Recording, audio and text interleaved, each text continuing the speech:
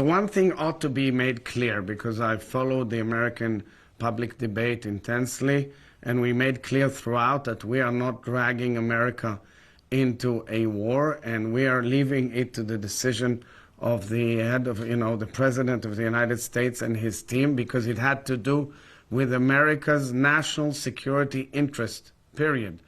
We are not intending, and we don't ask for America now to go to war because the Iranians are threatening Israel. The decision was taken because the Iranian nuclear program was a clear and present danger to the security interests of all the free world, especially the leader of the free world. And America, as the leader of the free world, was actually at risk from this program, and that is why it was the right step to do. As for how to exit from the war, that's now the moment where one thinks about diplomacy. But diplomacy has to be effective, because previous diplomacy failed because the Iranians kept on lying constantly. We tried to prove it.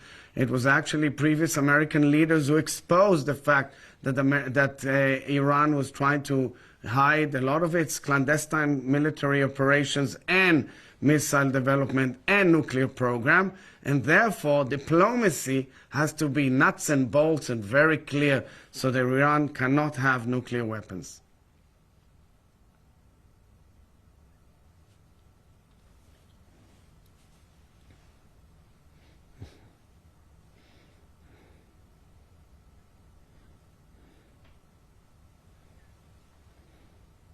It's not any of the official goals of this war, not at all. On the contrary, we leave it to the Iranian people, but it would be a very blessed major side effect, if you can call it, or outcome.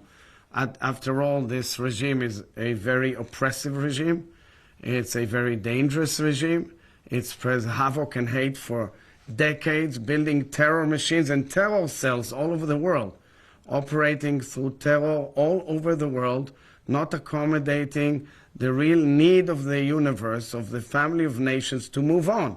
And I truly believe, as somebody who believes that peace will come, that this is an opportunity now to move the Middle East in a trajectory of nations getting to know each other and moving towards peace together, including, by the way, between us and the Palestinians.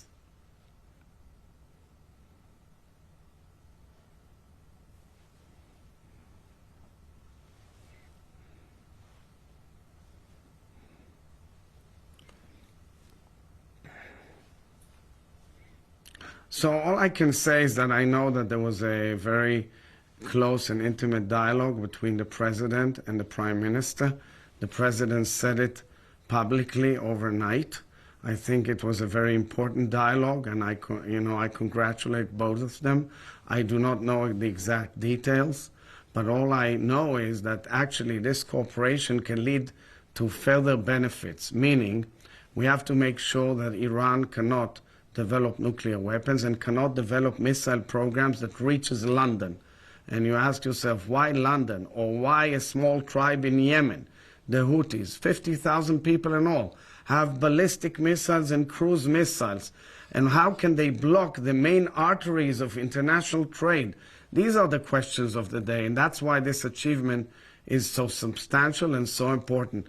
And I sincerely pray and hope that it will bring both a positive and peaceful development in the region and bring back our hostages who are still there in Gaza.